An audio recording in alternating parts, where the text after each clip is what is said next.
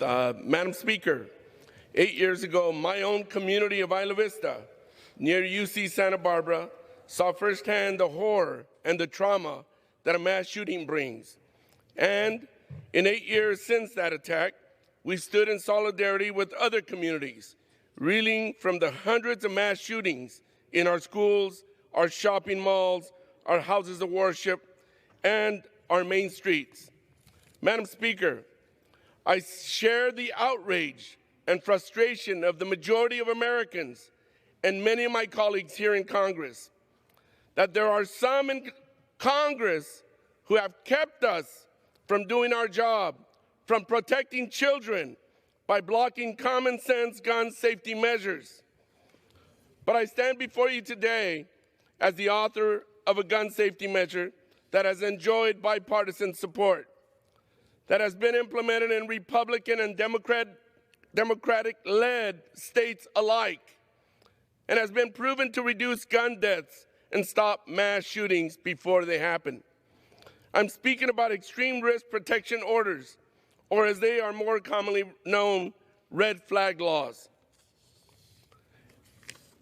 These laws are simple, and if an individual is showing signs that they may be a danger to themselves or others, a police officer or family member can, through due process, go to a judge and request an extreme risk protection order, which temporarily bars that person from owning or purchasing a firearm. These laws are already on the books in 19 states and in the District of Columbia, and in those places, they have saved lives.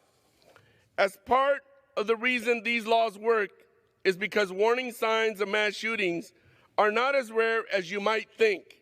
In fact, a U.S. study of school violence found that the majority of incidents come with clear warning signs, which we've seen before some of our most infamous school shootings: Columbine, Sandy Hook, Parkland, and even Uvalde.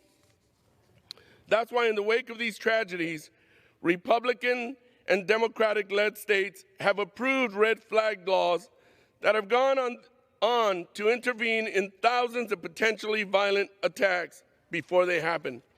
Florida residents, for example, have used ERPOs more than 8,000 times since they implemented the red flag law after the Parkland shooting. California implemented the red flag law after the UCSB Isla Vista attack in my community, and the police officers have used it to prevent numerous workplace attacks and other violent incidents. These red flag laws are also critical to reducing the largest form of gun deaths in our country: suicide by firearm. And Madam Speaker, gentleman's time has expired. May we reserve 30 more seconds? Gentleman. And as someone who lost one of my own siblings to suicide by a gun, I personally am proud to stand in this chamber today in her memory, Carmen, to see my bill come to a vote.